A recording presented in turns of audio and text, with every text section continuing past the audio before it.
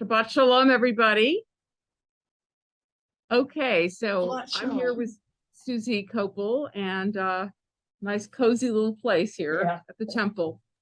All right, so we'll start with the blessing for studying Torah. Where did it go? It was all set up. I don't understand. Okay, hang on a sec. I think we know it. No, I know, but you know what? It's just really annoying when you have everything set up and then it doesn't happen. Oh, that's not what I want. Okay, hang on. Oh, there's Ruth. Hi, Ruth. You're muted, Ruth. Andy, hi. Hi. Am I unmuted? Yes, I'm unmuted. Yeah, Shabbat Shalom, everyone. Shabbat Shalom. Okay, do you all see the blessing? Yes. All right, you can do it all together, or you can mute yourselves and do it silently. Baruch atah Adonai Eloheinu melech haolam asher hikshanu b'mitzvotav v'tzivanu la'asaf b'divrei Torah. Okay, so I just want to catch us up to where we are, which is, does anybody remember what happened last time? Lynn, you look like I guess Ahab had defeated Ben-Hadad through, I guess, supposedly with God's help, and then but he let Ben-Hadad go. exactly. He made a deal with him, right? Yeah. Sort of, he got some markets in his. Anyway, they exchanged benefits, and they let him go.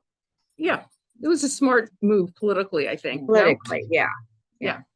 Okay, so we are picking it up. It's I'm going to share the screen with you, but it's chapter 20, verse 35.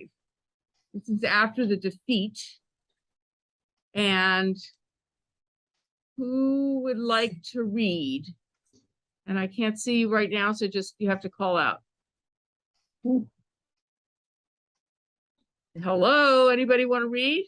I can read for a minute. Thank you, Sandy. I can take over when your voice Okay, goes. thank you, Sherry. By the word of the Lord, one of the company of the prophets said to his companion, "Strike me with your weapon," but he refused.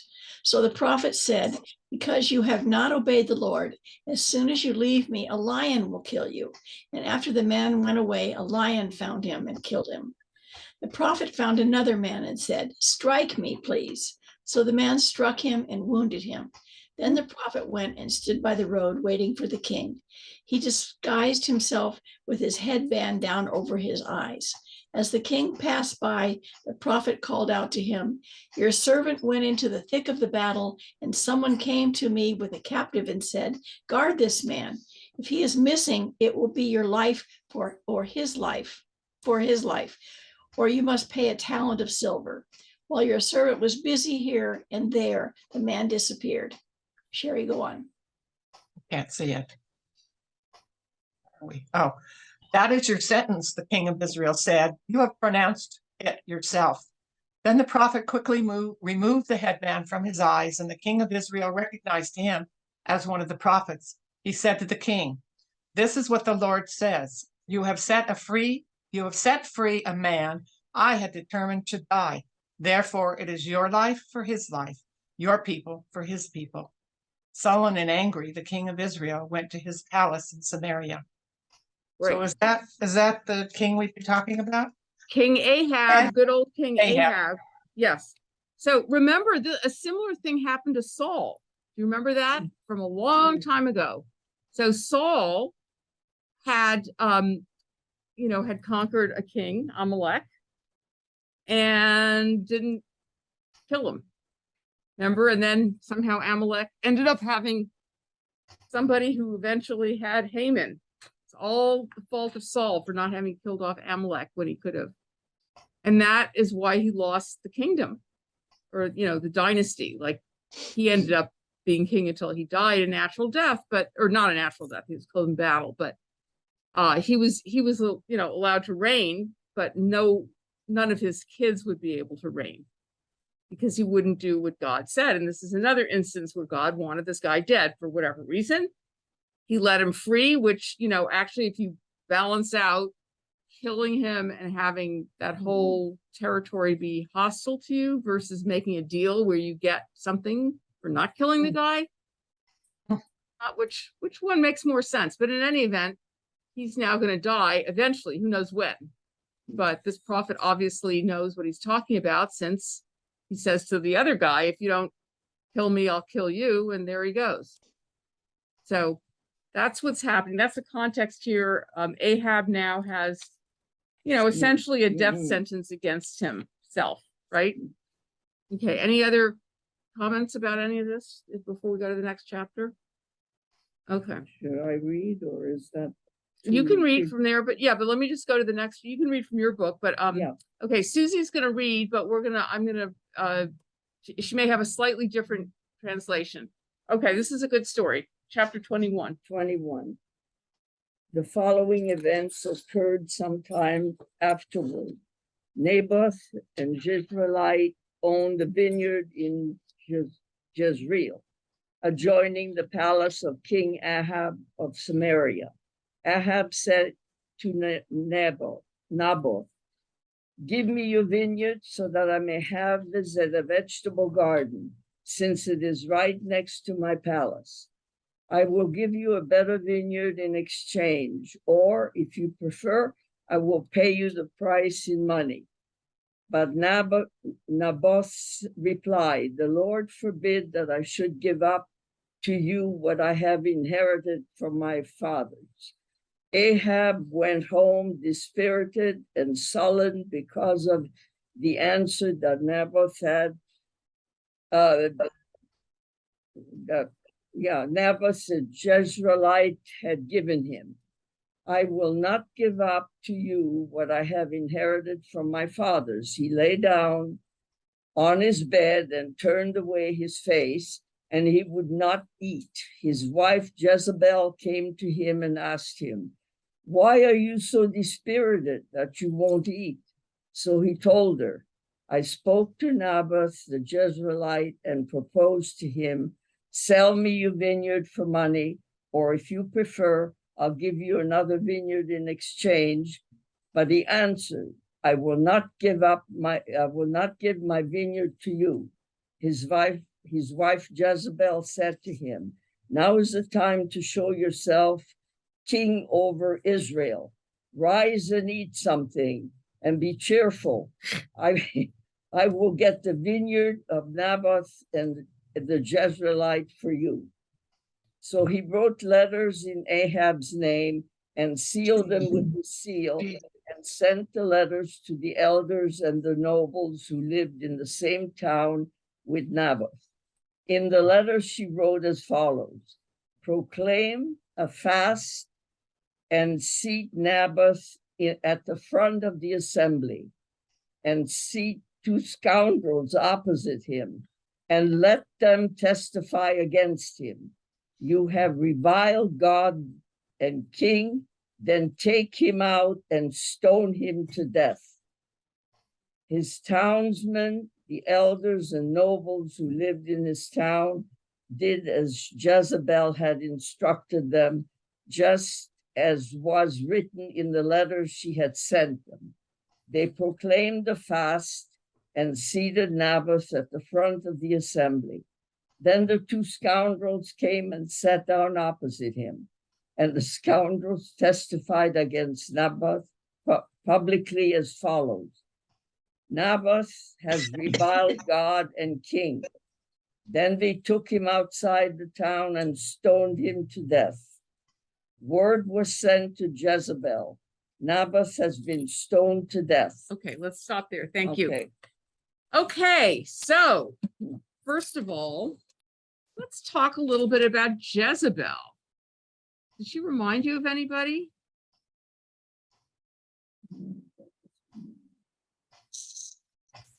Okay, let's see.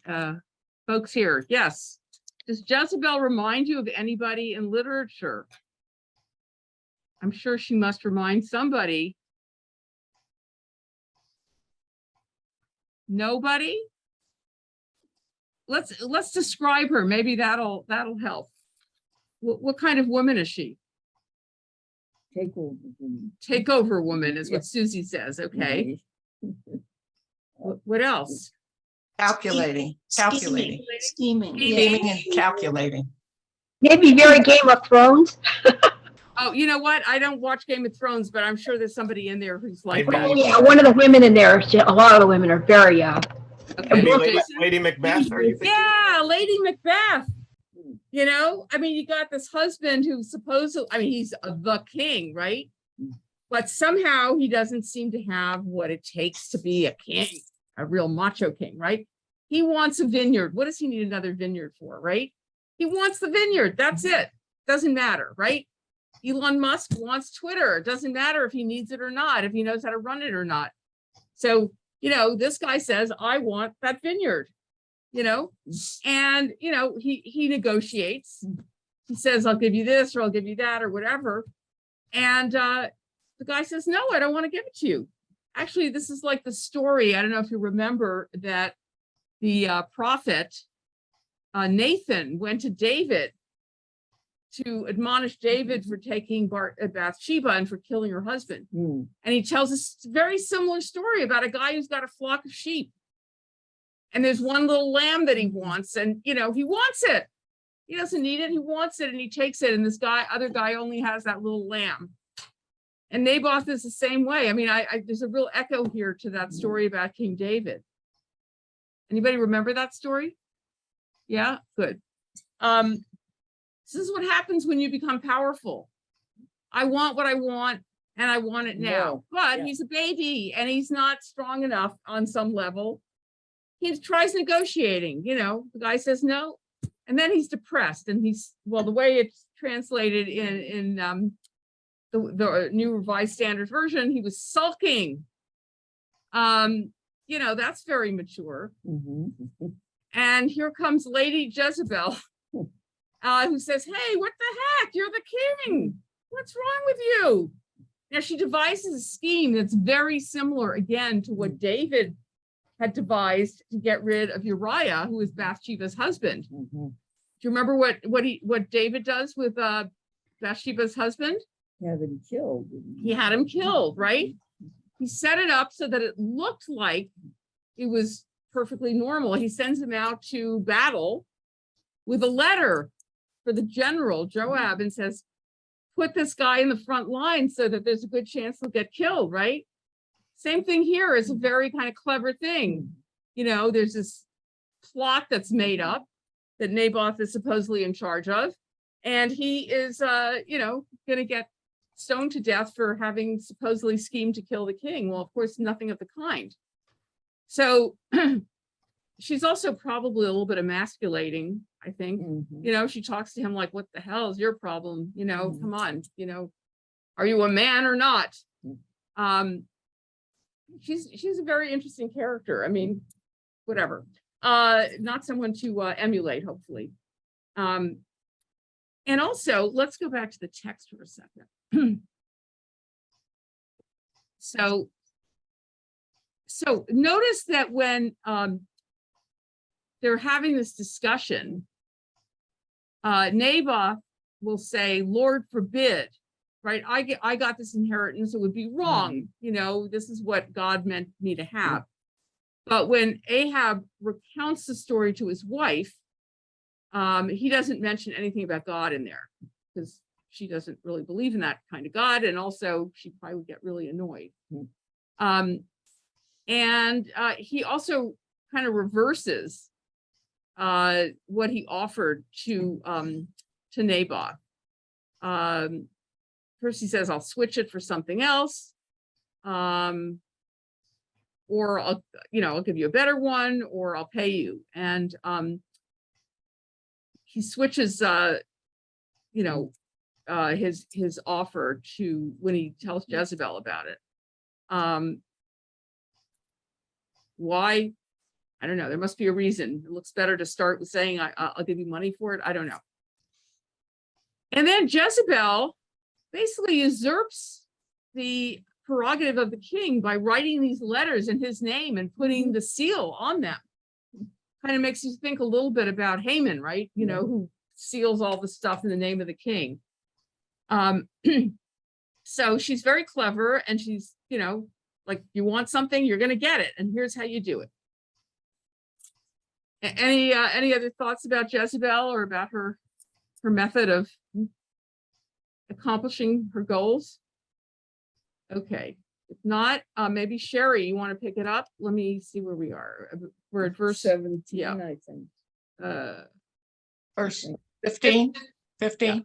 Yep. As soon as Jezebel heard that Naboth had been stoned to death, she said to Ahab, "Get up and take possession of the vineyard of Naboth, the Jezreelite, that he refused to sell you. He is no longer alive, but dead."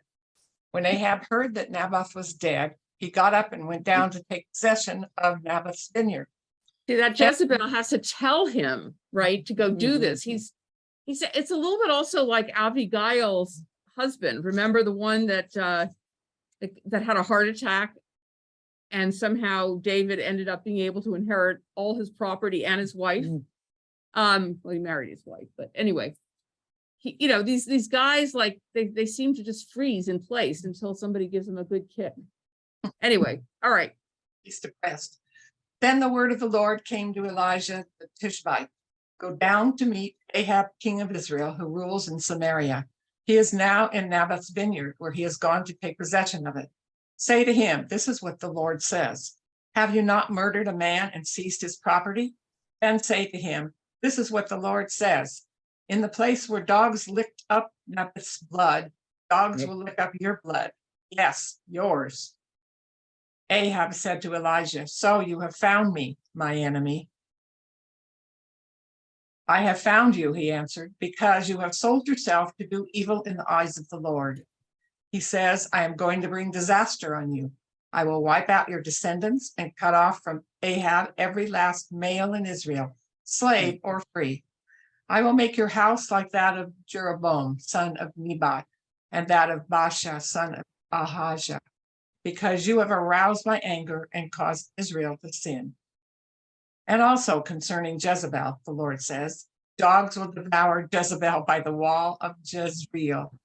Dogs will eat those belonging to Ahab who die in the city, and the birds will feed on those who die in the country. There was never anyone like Ahab who sold himself to do evil in the eyes of the Lord, urged on by Jezebel his wife. He behaved in the vilest manner by going after idols, like the Amorites the Lord drove out before Israel. When Ahab heard these words, he tore his clothes, put on sackcloth, and fasted. He lay in sackcloth and went around meekly. Then the word of the Lord came to Elijah the Tishbite.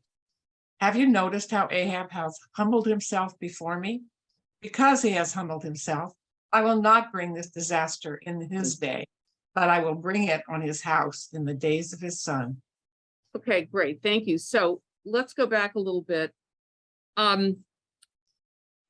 So one of the things that's very, very bad is to have a body be desecrated, like be thrown out into the field and not be buried right away.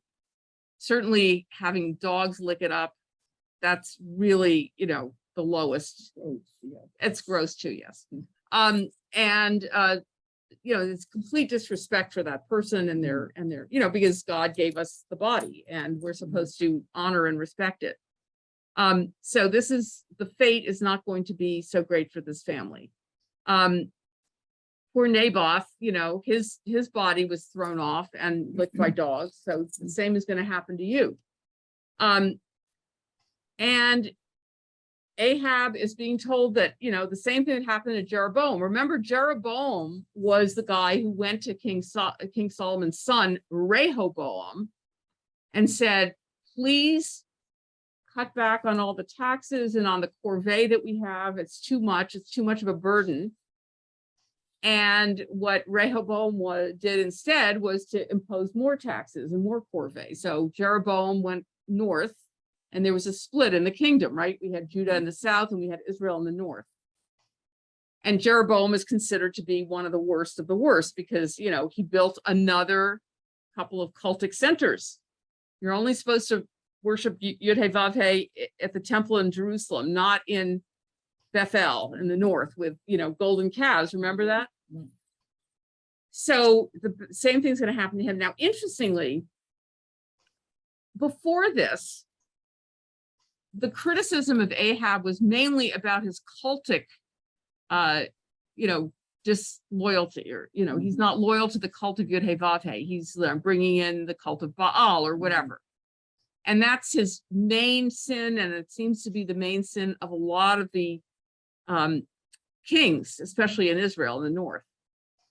Here, finally, we have, you murdered a man and seized his property, which again is so similar to what David did, right? You murdered a man and seized his property, in which case for David, it's the queen, Bathsheba. But here, look, you did this awful thing. It's really moral turpitude. And so you're going to be punished for that really, really badly. Okay. And, but he's being spared being killed in his own lifetime because he does do some sort of repentance, just like, the people in the Jonah story who in Nineveh, they suddenly repent. You have a hard time believing this repentance is really, very deep, but nonetheless, God seems to be happy that at least he's repenting. Okay, so before we go on to the next chapter, any comments, discussion? Anybody? No? No, Christy, well, I'm sorry, hang on just one sec. Susie. What is sackcloth? I Oh, mean, it's what you put on when you're in mourning, Oh, okay. like something not very nice or comfortable. Okay. Yeah. So they're going into mourning. That's what the king of Nineveh did as well. Okay, Christine. Yeah, I'm wondering why he decided, since he's humbled himself, why didn't he just spare his kids or his line, but not him? Well, if you mean, I- they should have spared his kids instead of him? yeah. Well, his kids aren't going to get killed. They're just not going to inherit the throne. Oh, okay. I Yeah, thought this it said it- dynasty is over. It's like the Okay. Saul dynasty. Like you Okay, didn't do what got I it. told you to do. Yeah. So Saul, says, I mean, you get to Okay. live. You live until, his life didn't end naturally, but he wasn't killed early on in his, Yeah, got it. any other, yes, Jason. Well, so I'm trying to remember. I assume Ahab had a lot of wives, right? We don't know how many wives he had, But it would but have been Jezebel is a common. fave. It would have been common for him to have many, right? Probably, yeah. I mean, I was just trying to figure out, is Jezebel just a bad person, or is she trying to elevate herself among a pool of wives to be most favored for doing the most things for him? I mean, just was trying to understand. I mean, the vineyard isn't especially important enough to commit this crime, right? So she had to have some. I mean, is she just an evil person? Like, I'm just trying to make out, is there another, Machiavellian move here going on rather than That's just. a good question. That's an excellent question. Christine, go ahead. Was she the queen of the area and he married her? No, she came from Phoenicia. Oh, forget it. That's Okay, why she never brings. mind. That's why she Yeah. brings in the worship The of Baal, trade, because that's yeah. who she worshipped. I Right, think got it. there are a lot of things. First of all, Jason, that's a great question, and I don't know the answer. I mean, you always hear that Ahab is married to Jezebel. Now, maybe he's got other wives, but we don't really hear about the other wives. Like with David, we know about some of the other wives, but here we don't. So I think there's a combination of her. Number one, she's got a different religion. She worships another God. However, she's not so kind to the God of Israel and, gets prophets murdered, just to get them out of the way. So, and here you see sort of in this one little story, yeah, you're right. The vineyard is not worth all of this, but I think it's to prove like you can do whatever you want. Just get your act together, man. And I think the fact that the vineyard is not enough to kill somebody over is, an indication of how abusive this power can be and how corrupt. But whether she's trying to prove to him, hey, you know what, I could be queen without you, or certainly above all the other women, that's certainly a possibility as well. Yeah, I don't know. This is all we have to go by. So, we can interpret. Yeah, go ahead, Lynn. Lynn, you have to unmute. Lynn, you're mute. Yeah, okay. When you talk about Ahab's line just not being part of the dynasty in verse 24, they talk about Ahab's line, who die in the town should be devoured by dogs, and ones who died. So after they die, it looks like they're sort of desecrated. Yeah.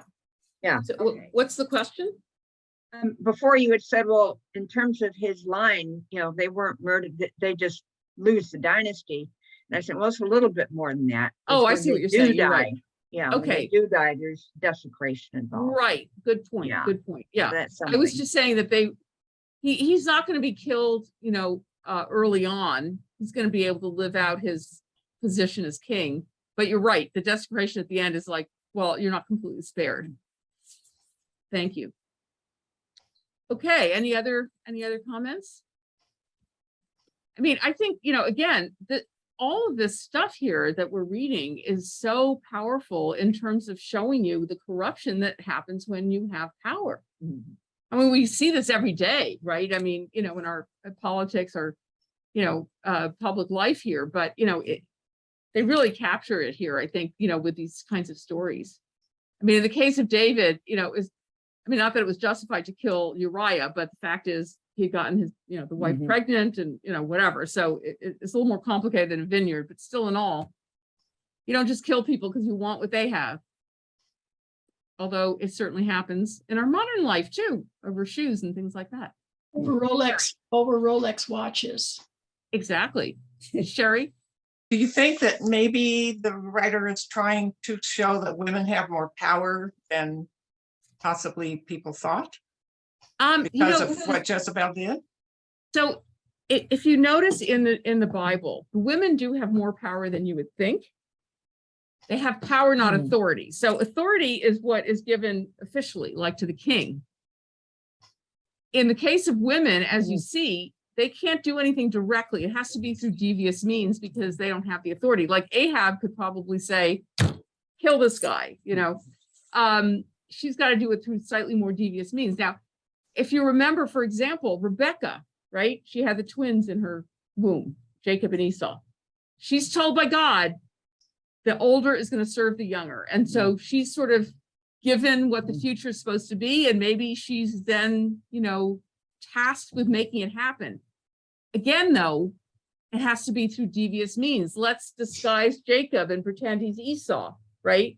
And I'm listening at the edge of the tent. Well, in the case of God saying you've got these two kingdoms, God speaks directly to her, but very often these women have to listen at the, opening of the tent. Like when Sarah finds out that she's going to have a kid, she overhears it, right? And I think I've told you, but probably not all of you, my professor of Talmud, Rachel Adler, who is a Talmud scholar, a feminist theologian, a lot of very interesting things.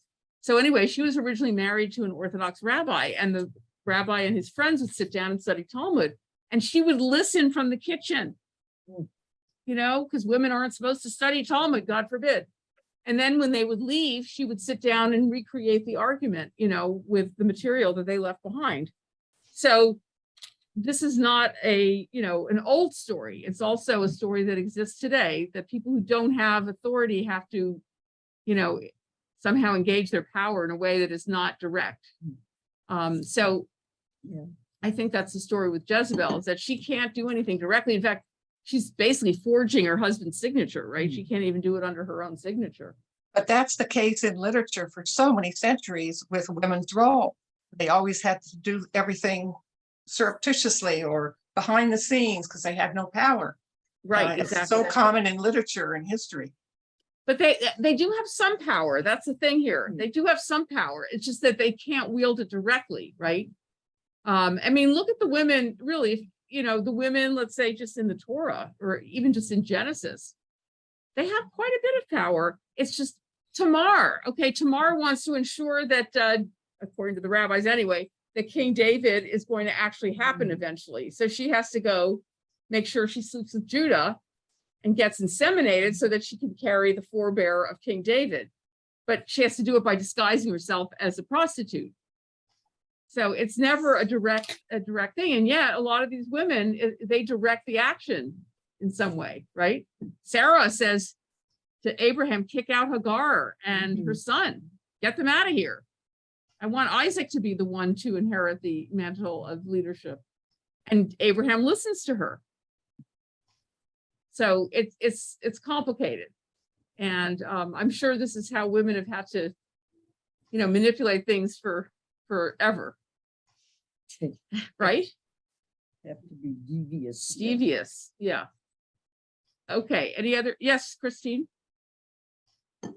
Christine, and then. I'm Melissa. wondering whether or not the relative powerlessness of the women and the indirection of their wielding power, it's so in contrast with Egypt, where they were co-rulers, and that they didn't have to hide their power; they just did it. But when they were dealing with outsiders with this patriarchal overlay, they had to hide themselves in a carpet and other kinds of things, that they were co-rulers. And I was wondering whether or not the mistrust and so on about Egypt, in addition to slavery, but had to do with how different the ruling class was. Well, that's an interesting question. I can't really address it, but there were a couple of queens, in the course of the history, but they're the real exception. And even, in the book of Judges, where you have Deborah, who is a judge, who is also the head of the army, right? Who also defeats the enemy. The rabbis think that she's just the wife of the guy who did everything. God forbid you should say that but it's interesting. I don't know enough about Egyptian history or other history to really comment, unless Carl, who is a historian, can say something. I don't know. No, he can't. Okay. Melissa, you're muted. So one question I have is, as women have more authority, or I'm sort of looking at this through the lens of somebody who had some authority and certainly agency. So I've always been sort of disdainful of women who use their sexual wiles or, ability to manipulate to accomplish something. And I'm wondering if I'm being too harsh or whether or not we're being too accepting of the way women behave during biblical times, as if that was their only option. And because there aren't a lot of strong women in the Bible, I have to think about someone like Catherine the Great, who did have authority. Did they behave differently, and how should women comport themselves, especially as we have more autonomy in our world? And it's because I'm always looking at these stories that we read in the Bible, trying to find the sort of guidance and way to apply these stories to our life. And it's been increasingly difficult as we've gotten through different portions of the Bible, because people are becoming more and more ruthless and, Game of Thrones-ish, I guess. Yeah. Well, okay. I have several Somewhere answers. in there is a question. I have several answers. First of all, there are strong women in the Bible. You have to, kind of focus on them and look, again, you look at someone like Sarah. She's got a lot of influence on what her husband does, right? It's not, she's the matriarch, but the patriarch is more important, presumably, and he's the one with whom God makes a covenant. But if you look at all these women, they're very strong and very influential. So I don't feel like they're a bunch of weak women, now using so-called devious means and whatever. I think in the case of this point in history, I don't think they have a lot of other options. Okay, just the way the society is built. This is what their options are, and they're operating within the framework of what they're able to do.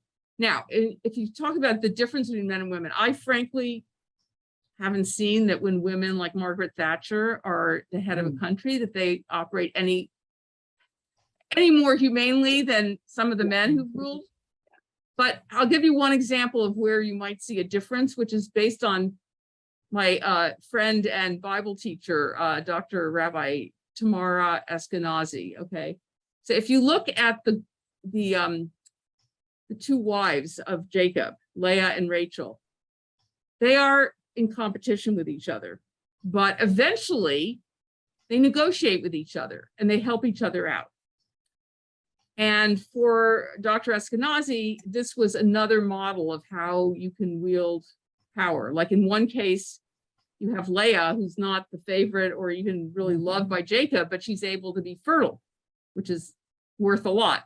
And Rachel is barren, but the beloved wife of Jacob. And they find ways to negotiate with each other. Here, I'll give you the mandrake so that, Jacob will sleep with you, and I'll give you this, and I'll, so they're willing to negotiate, which of course is a much kinder, nicer way of, rather than, for example, Jeroboam going to Rehoboam saying, can you please cut back on all our corvée and taxes? And he says, I'm going to make it worse.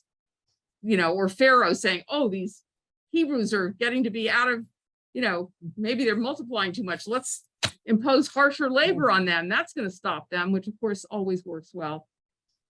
So that's my long answer to your long question. All right, let's go on to, I don't know if I answered what, if it's satisfactory, but that's the best I can do. Okay. I guess I'm trying to look at stuff through an ethical lens. And yeah, well, it's very ethics, difficult. Yeah. Yes, well, when it comes to power, I think it's very hard to be ethical, right? Even our most beloved politicians, you discover, oh, they've made some deal that was really kind of icky. So while I was frozen out, you guys finished chapter, was it 21? 22. 22. Okay, and so just summarize what happened. People were Everyone bad, people dies. died, people were succeeded by more bad people. Who died? The last one was the worst of all, right? But only for 2 years. And meanwhile, there are male prostitutes. Meanwhile, yeah, I want to say something about the male prostitutes. Okay. Oh, good, because that got everybody's interest.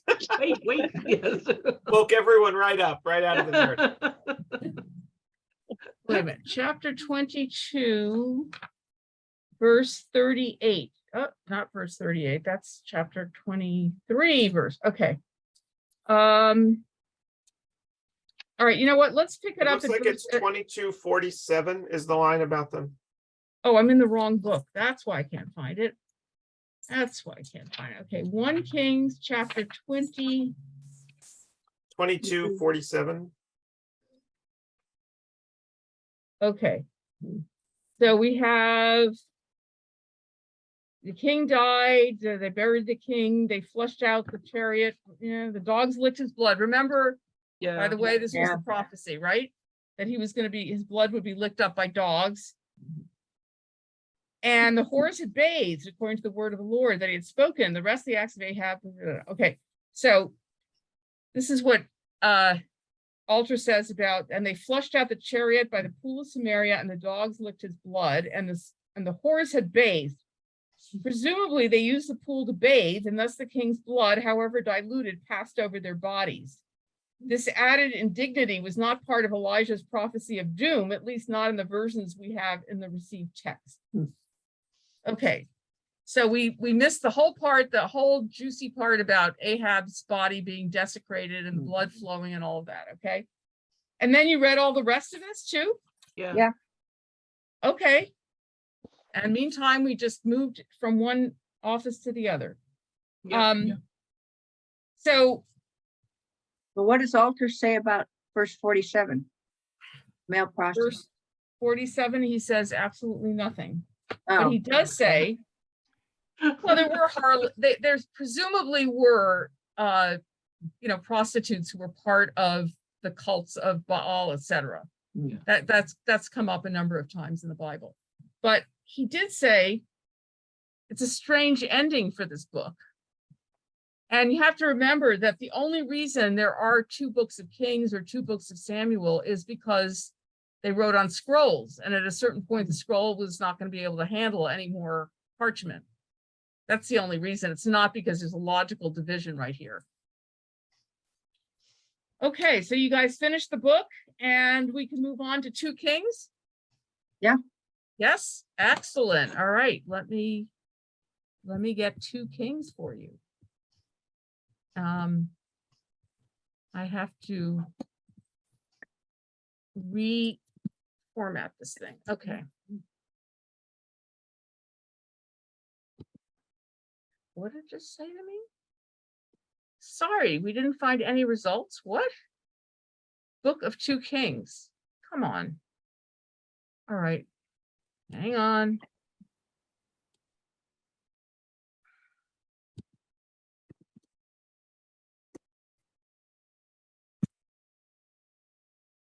I can Okay. keep reading from my text if you No, want. no, I have it. I have it. I have it.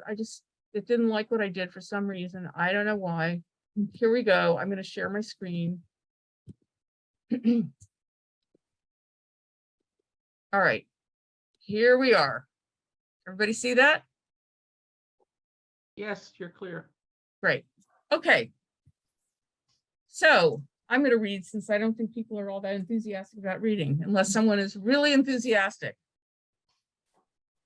I hear the enthusiasm just right through the screen. Okay. After the death of Ahab, Moab rebelled against Israel. Ahaziah had fallen through the lattice in his upper chamber in Samaria and was injured. So he sent messengers telling them, go inquire of Baalzebub, the god of Ekron, whether I shall recover from this injury. But the angel of the Lord said to Elijah the Tishbite, get up, go to meet the messengers of the king of Samaria and say to them, is it because there's no God in Israel that you're going to inquire of Baalzebub, the god of Ekron? Now, therefore, thus says the Lord, you shall not leave the bed to which you have gone, but you shall surely die. So Elijah went. So first of all, who is Baalzebub? Some other god. Yeah. It's another god. So they're going to ask a prophet of this other god, not the God of Israel, right? For information about whether or not this poor chap is going to make it. And just like some previous prophets, the news ain't so good, right? You are not going to make it out of your bed. You are going to die. Of course, he fell through the lattice in his upper chamber. He probably broke his back, for God's sakes. But anyhow, all right.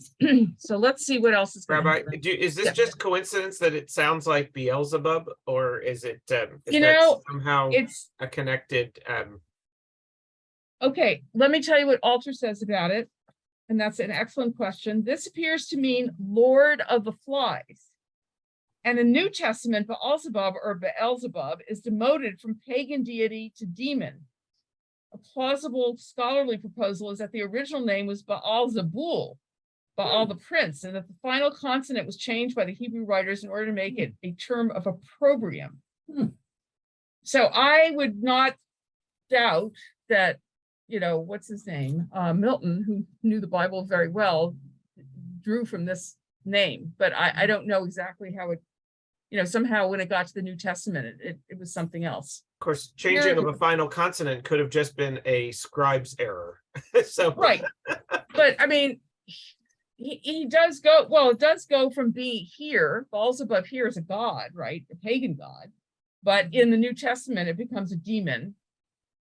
And I'm sure it's the same name, but whether it's the same character that gets transformed or not, I don't know. Okay. The messengers returned to the king, who said to them, why have you returned? They answered him, there came a man to meet us who said to us, go back to the king who sent you and say to him, thus says the Lord, is it because there is no God in Israel that you're sending to inquire of Baalzebub, the god of Ekron? Therefore you shall not leave the bed to which you have gone, but shall surely die. He said to them, what sort of man was he who came to meet you and told you these things? They answered him, a hairy man with a leather belt around his waist. He said, it is Elijah the Tishbite. Elijah the Tishbite apparently is a hairy guy. And by way of the wilderness. Where's by way of the wilderness? It's not even in here. Okay. I have a note here about by way of the wilderness, that it's not a direct route, but I don't see how it's relevant. Okay. Then the king sent to him a captain of 50 with his 50 men. He went up to Elijah, who was sitting on the top of the hill, and said to him, "O man of God," the king says, "come down." But Elijah answered the captain of 50, if I am a man of God, let fire come down from heaven and consume you and your 50. And fire came down from heaven and consumed him and his 50. This guy does not mess around. Again, the king sent to him another captain of 50 with his 50. He went up and said to him, "O man of God, this is the king's order. Come down quickly." But Elijah answered him, "If I am a man of God, let fire come down from heaven and consume you and your 50. Then the fire of God came down from heaven and consumed him and his 50. You know, if there are two of these, there must be a third one, right? Remember, in French, you say jamais deux sans trois. You always have, you never have two without three. Again, the king sent the captain of the third 50 with his 50. So the third captain of 50 went up and came and fell on his knees before Elijah and entreated him, "O man of God, please let my life and the life of these 50 servants of yours be precious in your sight. Look, fire came down from heaven and consumed the two former captains of 50 men with their 50s. But now let my life be precious in your sight." Then the angel of the Lord said to Elijah, "Go down with him, do not be afraid of him." So he set out and went down with him to the king and said to him, "Thus says the Lord, because you have sent messengers to inquire of Beelzebub, the god of Ekron, is it because there's no God in Israel to inquire of his word? Therefore you shall not leave the bed to which you have gone, but you shall surely die." Whoa. So you see, fire has been sort of the medium by which Elijah keeps proving that he is the representative of the true God, right? Pattern of three. Robert Alter says it's like the three bears in Goldilocks story. I wonder who wrote all this. There's something about the number 3, about the number 7, about about the number 40. They're all these, numbers that are very significant. But anyway, if you have 2, you're going to have 3. So Elijah, is a pretty scary guy, and he does not come bearing good news usually. So now Ahaziah is going to die. He died according to the word of the Lord that Elijah had spoken. His brother Jehoram succeeded him as king in the 2nd year of King Jehoram, son of Jehoshaphat of Judah, because Ahaziah had no son. Now the rest of the acts of Ahaziah that he did, are they not written in the book of the annals of the king of Israel? Okay, a lot of birth and death. Not so exciting. Any comments or questions before we go to the next chapter? No. Okay. Well, I guess I would just say that, I find it somewhat just I don't want to say stunning because I understand human behavior, but just repeated signs that it is a bad idea to oppose the God of Israel, and yet they just can't help themselves over and over and over again, this generation after generation. I mean, they know this is all going to happen in some way, and they keep being stubborn enough to think, well, I can just worship whoever I want and it'll work out fine, and it never works out fine. And it's just, how many times does the cycle repeat? I guess infinitely, right? People will just keep finding their false gods in all ways, shapes, and forms as history goes on. And people Have you will noticed never any learn. change since the Bible was written? I guess I'm saying that nothing has changed. I guess this is what I'm seeing here, is the same mistakes are repeated. Yeah, all you have to do is go to Ecclesiastes and he'll tell you there's nothing new under the sun, right? Okay, let's go a little bit further with chapter 22. I mean, what am I talking about? 22, chapter 2. We're not that far yet, but we may finish we may finish the book of Kings before we're done. I never realized there were that many kings. Susie said she didn't realize there were that many kings. Well, this is over the course of a lot of time. Now, this is a very important chapter of Elijah going up to heaven. Okay, because you remember, Elijah is the one who's going to announce the Messiah. Right. Elijah is the guy that you have a chair for when you do a circumcision, right? Brit Milah. So Elijah is a very important guy. We have a cup for him at Passover, and on and on. Well, why is he so important? Why is he so different from everyone else? And this is, we're going to see. Now, when the Lord was about to take Elijah up to heaven by a whirlwind, Elijah and Elisha were on their way from Gilgal. Elijah said to Elisha, "Stay here, for the Lord has sent me as far as Bethel." But Elisha said, "As the Lord lives and as you yourself live, I will not leave you." So they went down to Bethel. The company of prophets who were in Bethel came out to Elisha and said to him, "Do you know that today the Lord will take your master away from you?" And he said, "Yes, I know. Keep silent." Elisha said to him, "Elisha, stay here, for the Lord has sent me to Jericho." But he said, "As the Lord lives and as you yourself live, I will not leave you." So they came to Jericho. The company of prophets who were at Jericho drew near to Elisha and said to him, "Do you know that today the Lord will take your master away from you?" And he answered, "Yes, I know. Keep silent." That was two. You think we're going to have a third one? Yes.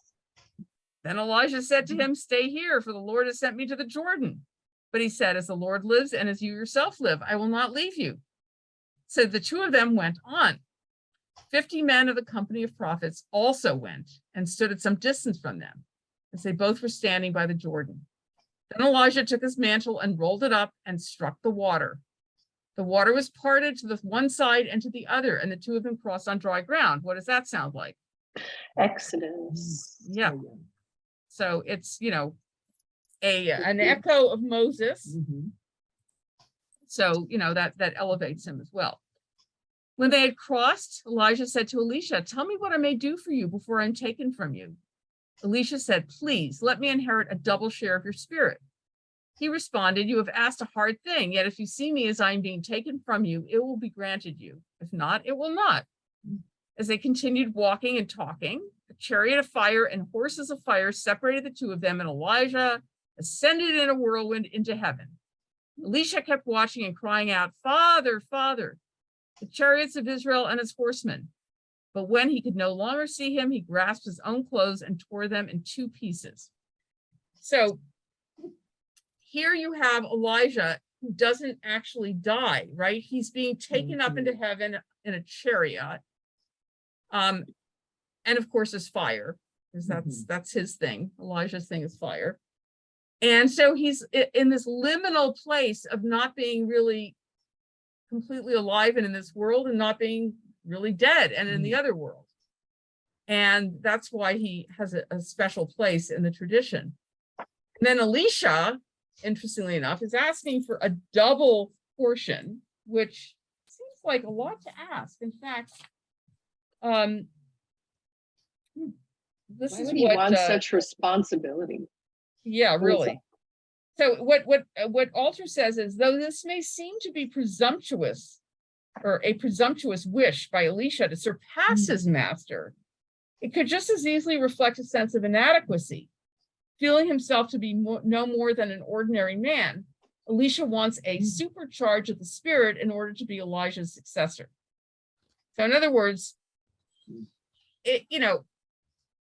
maybe it's out of insecurity rather than hubris, right? I'm just like such a lesser person than you as a prophet. I'm going to need double your spirit in order to even be able to begin to, walk in your footsteps.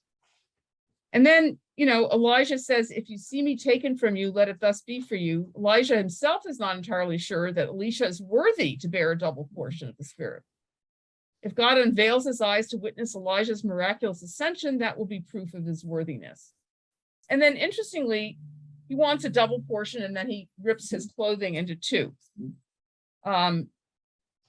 Since Elijah had removed his mantle, this would be the tunic worn beneath the mantle. Elisha's clinging to it reflects his impassioned desire not to part from his master. It seems that as Elijah left him for his ascent, part of the tunic tore away in Elisha's hands. This is an ironic reversal of the request for a double portion of the spirit, because he now holds half a garment. Interestingly, you want a double portion, you get half a garment. Okay. Any questions, concerns, comments about this scene? Yes. Is the tearing in half also kind of a reference to mourning? Yeah, that's Would what be it very, seemed like. very good, very good. But so I think mourning definitely, and then also Remember also the time when David was in the cave and saw King Saul relieving himself, and he tears a piece of his garment as a proof to say, look, I could have killed you, but I didn't. So there's a lot of echoes here of a lot of different things, you know. So yeah, there's the mourning. So he's, you know, obviously sad. There's the, well, I now have the power, right? Because I've got your garment. And there's, you know, possibly other ways of looking at it as well.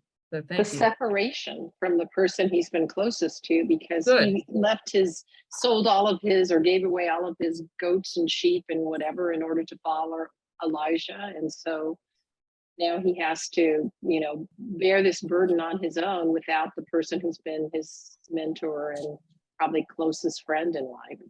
Good. Okay, excellent. All right, so let's Rabbi, do, yeah. Is there any other place where someone ascends to heaven in this way and is neither Good question. defined as dead or alive? I do not believe so. Because I mean, it's Not- interesting to talk about a share of the spirit, because we would think that the spirit would stay with him if he wouldn't, you know, the spirit would go to heaven, right? Like you don't Mhm. inherit a spirit, right? Like that's supposedly the part that stays with you. So it strikes me as an odd request in that way, right? Mhm. Because we would think of it as being like his neshama soul, right? That would be the eternal piece. And, you know, we tend to think of inheritance as things that are more tangible. So it can only, I guess, be a metaphorical request, right? I think so. I he's think not that's what it really, is. he's not really asking for his spiritual power as much as he's asking just for a replicated version of that power, but twice as much, I guess. Yeah, I think so. I don't think it's, you know, I don't have the Hebrew right here. It's not but literally inheriting it so much as gaining something on his own that's I'm separate. gonna look up the and- Hebrew because I want to see what they use in the Hebrew. So hang on just Looks like one. Christine has a comment. I was just thinking that it was like, you know, let me be half as strong as you, you know, in order to get through this. You know, that it's like a notion that he has this spiritual strength, and that he's requesting some help if he's going to take over. What I Okay, always it's- find interesting is that in the mitzvot, there's such a commandment against believing in sorcery or prophets, and yet the entire book of Kings and everything about Elijah is that he's a prophet and sees the future of what's going to happen to people. So how do we reconcile that? Wait a minute, Yes, I I'm guess looking because this up. he's a true prophet, not a false prophet, right? So I guess How will that's one right. know? Okay, You so know, the it's word like- that's used in the Hebrew here is ruach, which is spirit, but it's not neshama. So I think it's, you know, let me be half as good as you are, I think is a good, you know, and asking for the, you know, some kind of double spirit or whatever is, you know, maybe asking for God to give him that spirit. Because not like Ruach's I more wanna the be- connecting piece between soul and body, or between the pure soul and the active soul, right? So it's more of a living spirit, I guess we would say. Yeah. I don't think they have that whole, you know, that whole taxonomy of ruach and neshama and all that worked out yet in biblical times as they did later in the Hasidic period. But anyway, I think the idea is, you know, I need more than what you have because I'm not as good as you. Okay, so let's go a little further. Never mind, that's right. Did somebody else have something? No? I was just reading the interpretation in the Jewish Study Bible, and it says a double portion. Points out that according to Deuteronomy, the eldest son inherits a portion twice that of the other brothers, dividing their father's property. Elisha, therefore, is not asking for twice the spirit of Elijah, but for the larger amount due the eldest. Several rabbinic sources, however, understand double as literal and suggest that Elijah performed 8 miracles, and Elisha 16. Many of the miracles performed by Elijah and Elisha are similar, indicating that they shared the same spirit. So Interesting. Okay, thank you. As you can see, no one knows what it really means, because if you have many explanations, it means same thing when, when the rabbis say, here's the proof of something, and then they give, 15 other rabbis give you different proofs. Nobody knows the answer is what it comes down to. But, nice to speculate. But thank you for that. That's why I like reading different books, because then we have different comments on it. Okay, so now Elisha succeeds Elijah. So he picked up the mantle of Elijah, right? The mantle of leadership that had fallen from him, and went back and stood on the bank of the Jordan. He took the mantle of Elijah that had fallen from him and struck the water. He said, where's the God? The Lord, the God of Elijah, where is he? He struck the water again, and the water was parted to the one side and to the other, and Elisha crossed over. So, now he's been able to prove to himself that he's got the same kind of power as Elijah. When the company of prophets who were at Jericho saw him at a distance, they declared, the spirit of Elijah rests on Elisha. They came to meet him and bowed to the ground before him. They said to him, see now, we have 50 strong men among your servants. Please let them go and seek your master. It may be that the spirit of the Lord has caught him up and thrown him down on some mountain or into the valley. He responded, no, do not send them. But when they urged him to the point of embarrassment, he said, send them. So they sent 50 men who searched for 3 days, but did not find him. When they came back to him, he had remained at Jericho. He said to them, did I not say, do not go? So they're looking for Elijah. They don't get, is Elijah, where's the body, right? And now Elisha is going to perform some miracles just like Elijah did. And this is the difference between the prophets in this section of Nevi'im, the book of the section on prophets, and the ones that you get later. These guys are miracle workers, whereas the guys you get later, like Isaiah, Jeremiah, etc., are people who come and tell you what you're doing wrong and you're going to be punished.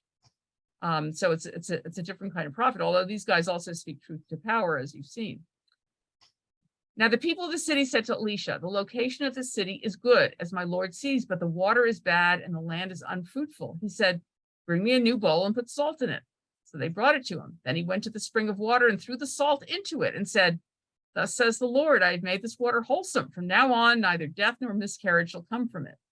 So the water has been wholesome to this day, according to the word that Elisha spoke. And by the way, again, when you think about what he's doing with water, it's somewhat reminiscent of Moses. Moses, being in the wilderness with no water and striking the rock, and there's enough water for everybody. Now we have water that's not good, but he's able to cleanse it. He went up from there to Bethel, and while he was going up on the way, some small boys came out of the city and jeered at him, saying, go away, bald head, go away, bald head. By the way, that's in contrast to whom? Elijah with his hairiness. That's right. Elijah was very hairy. This guy apparently isn't. When he turned around and saw them, he cursed them in the name of the Lord. That's a very, kindly way of responding. Then 2 she-bears came out of the woods and mauled 42 of the boys. Nice. From there, he went on to Mount Carmel and then returned to Samaria. So that's really lovely. Here are these, small boys. They're little boys. This is what boys do, right?